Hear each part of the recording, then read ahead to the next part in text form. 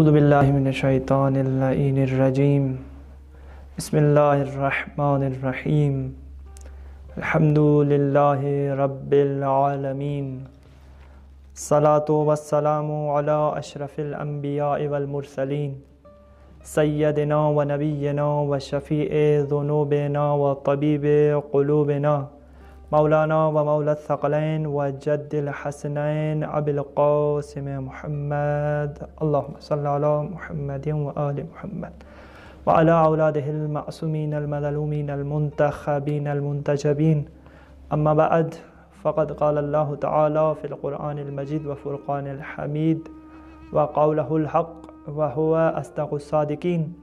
بسم اللہ الرحمن الرحیم انا انزلناہ فی لیلۃ القدر وما ادراک ما لیلۃ القدر۔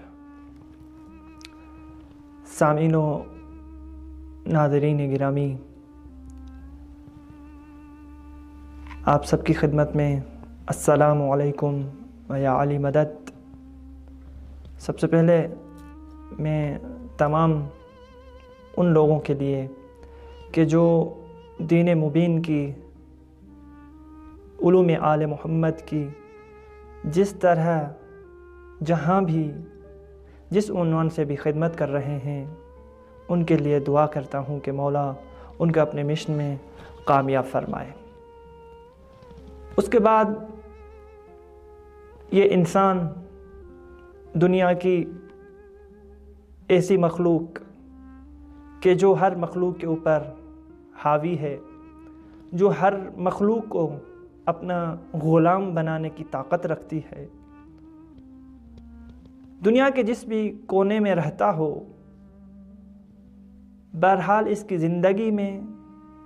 بہت ساری مشکلات، بہت سارے ایسے واقعات و حوادث آتے ہیں۔ اس کے باوجود کہ یہ سب سے طاقتور ہے اپنے عقل کی بنا پر، اس کے باوجود بھی اس کے لیے دنیا میں بہت ساری مشکلاتیں، بہت سارے مسائل، بہت سارے حوادث پیش آتے ہیں، اور ہمارے اور آپ کی زندگی میں بھی ایسے ہی مشکلات گزرے ہوں گے۔ تو میں ایک سوال اٹھانا چاہتا ہوں یہاں پہ کہ دنیا کے جس بھی کونے میں جو بھی انسان ہو، جب اس کے اوپر ایسی مشکلات آتی ہیں یا حوادث آتے ہیں تو وہ کوشش کرتا ہے، ڈھونڈتا ہے، تلاش کرتا ہے ایسی جگہ کو، ایسے صاحبان کو، ایسے سہارے کو کہ جو سہارا اس کو اپنی گود میں لے لے، اپنی آغوش میں لپیٹے، جو صاحباں اس کے اوپر سایہ کرے، اور ایسا سہارا کہ جو اس کی کمر کو مضبوط کرے اور وہ یہ اس مشکل سے نکل سکے۔ ڈھونڈتا ہے، کوئی بھی انسان اس کلیے سے آزاد نہیں ہے، ہر انسان ڈھونڈتا ہے کہ کوئی اپنی مشکل میں کوئی ایسا سہارا ہو، کوئی ایسا صاحبان ہو، کوئی ایسی ہستی ہو یا ایسی طاقت ہو جو مجھے اس مشکل سے آزاد کرے۔ تو بالخصوص جو مسلمان ہیں، اگر سوچیں کہ انہوں نے آج تک جو زندگی گزاری ہے، جو زندگی اس دنیا میں بسر کی ہے، اس زندگی میں ایسے کام، ایسے فعل اس مسلمان سے صادر ہوئے ہیں کہ جو اس کے شایع نشان نہیں تھے، نہیں ہونا چاہیے تھے۔ یہ تمام دنیا کی مشکلات سے بڑھ کر ایک مسلمان کے لیے مشکل ہے، کیونکہ یہ جو فعل ہیں کہ جو مسلمان سے صادر نہیں ہونے چاہیے تھے، اس سے صادر ہو چکے ہیں۔ اب صادر ہو گئے تو اس کو مٹانے کے لیے ہمارے پاس کیا سہارا ہے، کیا صاحبان ہے، کیا کوئی ایسی ہستی ہے جو ہمیں اس مشکل سے آزادی دلا سکے؟ کیونکہ اگر ہم ان افعال کے ساتھ اس دنیا سے چلے گئے تو مسلمان کا عقیدہ ہے کہ وہ قیامت کے روز ان افعال کا، ان کاموں کا حساب دے گا۔ تو اب سوال یہ ہوتا ہے کہ جس طرح ہم دنیا میں اپنی مشکلات کے حوالے سے ایک صاحبہ ڈھونڈتے ہیں، ایک سہارا ڈھونڈتے ہیں کہ جو ہماری مشکلات میں ہمارا ہاتھ ناپے اور ہمیں اس مشکل سے نکالے، تو کیا اس آخرت کی جو مشکل ہمارے لیے پیش آئے گی اس کے لیے بھی کوئی سہارا یا کوئی ایسی چیز ہے یا نہیں؟ ہاں بالکل، الہی نمائندگان نے، خداوند متعال کے بھیجے ہوئے نمائندگان نے، انبیاء و ائمہ و اولیاء نے یہ ہمیں بتائے ہیں بہت سارے راستے، بہت سارے سہارے ہم کو دکھائیں کہ اگر تم چاہتے ہو کہ تمہارے وہ فعل جو تم سے صادر نہیں ہونے چاہیے تھے وہ مٹ جائیں اس دنیا میں، تو تمہیں یہ کام کرنے ہوں گے۔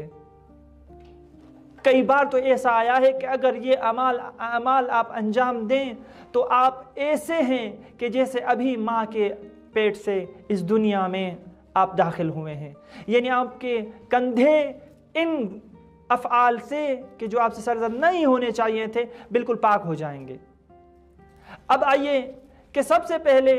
کہ جو ائمہ و انبیاء نے بتایا کہ اگر آپ سے کوئی ایسا کام سرزد ہو گیا ہے تو آپ سب سے پہلے توبہ کریں، توبہ کریں۔ یہ ایک راستہ ہے، ایک سہارا ہے اس مشکل میں۔ اس کے بعد آپ توبہ کے بعد کبھی بھی یہ فعل انجام نہ دینا۔ اس کے بعد دوسرا راستہ نماز ہے، اس کے بعد تیسرا راستہ روزہ ہے، اور ہمارا جو آج کا موضوع یہ رمضان کے حوالے سے کہ روزہ کیوں واجب ہوا، کہ آپ سب جانتے ہیں، بہتر جانتے ہیں کہ روزہ اس لیے واجب ہوا ہے کہ ہم تقوی اختیار کریں، ہم متقی بن سکیں۔ تو یہ روزہ بھی ایک راہ، ایک راستہ ہے ہمیں ان افعال میں جو ہم نے انجام دیے ان سے جان چھڑانے کا، ان افعال کو مٹانے کا۔ تو روزہ کیا ہے؟ رمضان کی فضیلت کیا ہے؟ روزہ دراصل میں بس 2 جملے عرض کروں گا اور آگے گزر جاؤں گا۔ رمضان یہ نہیں ہے کہ آپ سحری سے اذان صبح سے اذان مغرب تک بھوکے رہیں اور باقی جو دل چاہیں کرتے رہیں، نہیں، یہ رمضان نہیں ہے، یہ روزہ نہیں ہے۔ اب روزہ کیا ہے؟ کیونکہ خود امام فرماتے ہیں کہ روزے کے مراتب ہیں۔ ایک تو پیٹ کا روزہ ہے، آنکھوں کا روزہ ہے، ذہن کا روزہ ہے، زبان کا روزہ ہے، کانوں کا روزہ ہے، یعنی آپ کے پیٹ کے ساتھ آپ کے پورے جسم کا جب روزہ ہوگا تو یہ حقیقت میں روزہ ہے۔ بہرحال یہ رمضان روزہ تھا کہ ہمیں روزہ اس طرح رکھنا چاہیے جو کہ کیونکہ خدا نے کہا کہ آپ ہو سکے متقی بنیں۔ آپ متقی ایسے نہیں بنیں گے کہ ہم صبح کی اذان سے مغرب کی اذان تک بھوکے رہیں تو ہم متقی بن جائیں گے، نہیں،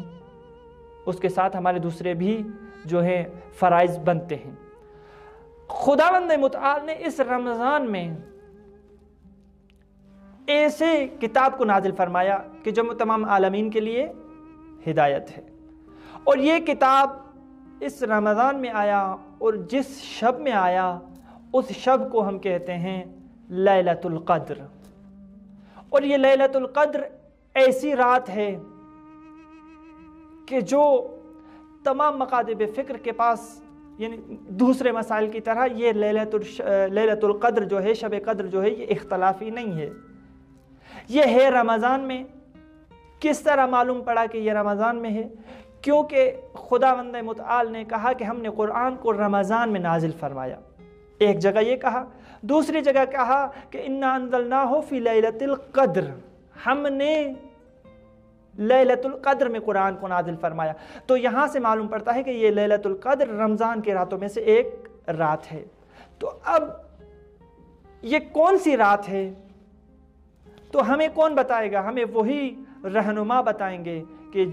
اللہ نے جن کو ہماری رہنمائی کے لیے بھیجا ہے۔ تو امام علیہ السلام سے پوچھا گیا کہ مولا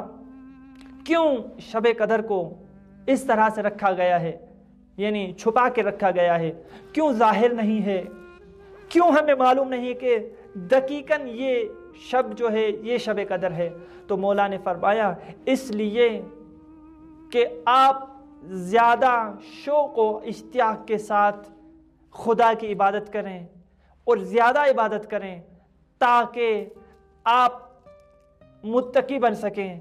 آپ اچھے انسان بن سکیں، آپ اپنے گناہوں کو تمام کر سکیں۔ اور امام جعفر صادق علیہ السلام سے یہ روایت مروی ہے کہ امام فرماتے ہیں کہ رمضان کا جو قلب ہے، رمضان کا جو دل ہے، وہ شب قدر ہے۔ اور آپ نے سنا ہوگا، یقیناً سنا ہے کہ یہ شب قدر ایسی شب ہے کہ ہزارہا مہینوں سے افضل شب ہے۔ تو انشاءاللہ آگے چل کر اسی شب قدر کے موضوع پہ آپ کے ساتھ بات بھی ہوگی، اور انشاءاللہ اور بھی شب قدر کے فضائل ہم بیان کریں گے، کیونکہ اپنے موضوع سے متصل ہو گئے ہیں۔ فقط آخری بات آپ کے حضور میں بیان کروں کہ ہمیں اللہ نے، جس طرح میں نے پہلے سوال اٹھایا کہ مشکلات سے بچنے کے لیے ہم سہارا تلاش کرتے ہیں، ہم صائبان تلاش کرتے ہیں کہ کوئی صائبان ہو کہ جو ہمیں اس مشکل سے نکال سکے، تو ہمارے جو وہ افعال جو ہم سے صادر نہیں ہونے چاہیے تھے، اللہ نے ہمیں ایک مرتبہ پھر ایسے صائبان کے سائے میں آنے کی توفیق بخشی ہے کہ جس صائبان میں اگر ہم آ گئے اور سچے دل سے آئے، توبہ کر کے آئے، تو یقیناً ہمارے جو نازیبہ افعال ہیں وہ ہم سے، ہمارے نامہ اعمال سے پاک ہو جائیں گے۔ اور اس کے ساتھ ہی میں خداوند متعال سے دعا کرتا ہوں کہ خداوند متعال ہمیں توفیق بخشے کہ ہم اس شبۂ قدر میں بھرپور عبادات کر سکیں اور خدا سے مناجات کر کے اپنے گناہوں کی بخشش طلب کر سکیں۔ بر محمد و آل محمد صلی اللہ۔